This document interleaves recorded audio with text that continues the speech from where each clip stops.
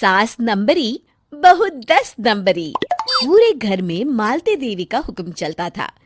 अपनी बड़ी बहू को वो टीवी के रिमोट की तरह कंट्रोल करती थी। चलो, देर हो रही है।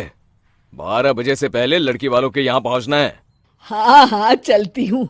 मैं तो भगवान से बस ये दुआ कर रही हूँ कि जिस तरह मेरी बड़ी बहू मेरी मुट्ठी में है, उसी तरह मेरी छोटी बहू भी मेरे इशारे पे नाचे। अरे भगवान, भला इस घर में किसकी हिम्मत है जो तुम्हारे खिलाफ जाने की हिमाकत करे। इस तरह मालती देवी अपने छोटे बेटे की भी शादी कर देती हैं। मालती की छोटी बहू फैशन डिजाइनर का कोर्स करके आई थी।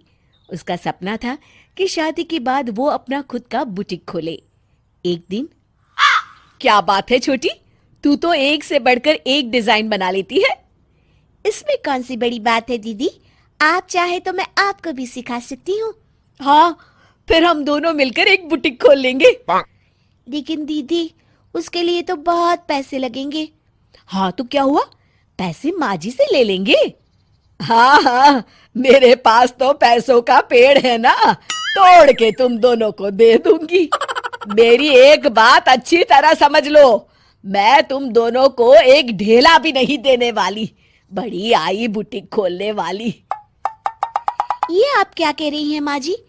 आप हमारी मदद नहीं करेंगी तो कौन करेगा?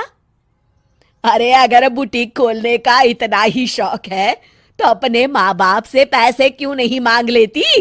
मेरे पैसों पर क्यों आंख गड़ाए बैठी हो तुम दोनों? इस तरह अपने इरादे स्पष्ट करके मालती देवी वहां से चली जाती है। अरे ये क्या दीदी, माँ जी तो साफ मुकर गई। अब हम क्या करेंगे? तू चिंता मत कर, बुटीक तो खुल के ही रहेगा। कहते हैं कि घी जब सीधी उंगली से नहीं निकलता तो उसे उंगली टेढ़ी करके निकालना चाहिए। माँ जी अपने आप को समझती क्या है? पूरी सोसाइटी जानती है कि माँ जी ने अपनी सास को घर से निकालकर उनकी दौलत पर कब्जा कर लिया है। हाँ दीदी, अब तो जैसे को तैसा करना पड़ेगा। फिर दोनों बहुएं मिलकर एक साजिश रचती हैं।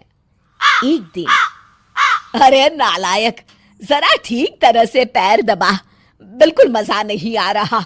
खाने पीने में तो कोई कसर नहीं छोड़ती।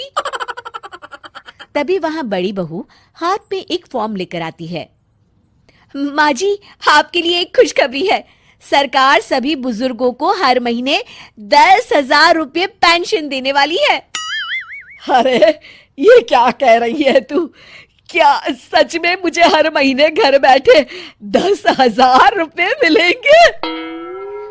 हाँ माँ जी, दीदी सच कह रही है। कल टीवी न्यूज में इस बारे में बता रहे थे।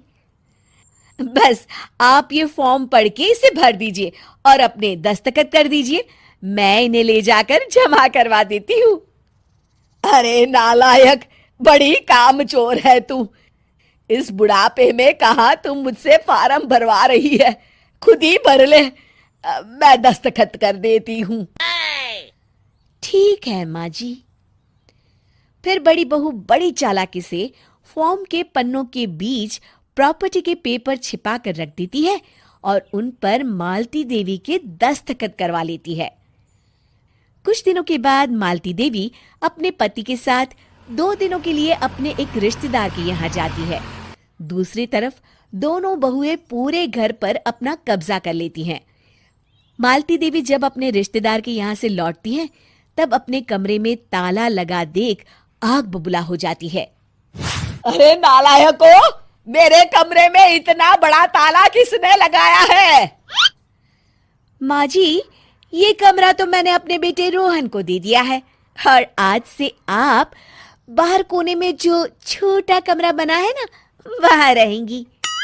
अच्छा, मैं उस सड़ेले कमरे में रहूंगी है? तेरी ये कहने की हिम्मत भी कैसे हुई? और मेरी इजाजत के बिना मेरा कमरा देने वाली तू होती कौन है? लगता है तू भूल गई, इस घर की मालकिन मैं हूं। तभी वहां छोटी बहू आती है। अरे माँ जी, आप इस घर की मालकिन नहीं है। अब इस घर की नई मालकिन हम दोनों बहुएं हैं।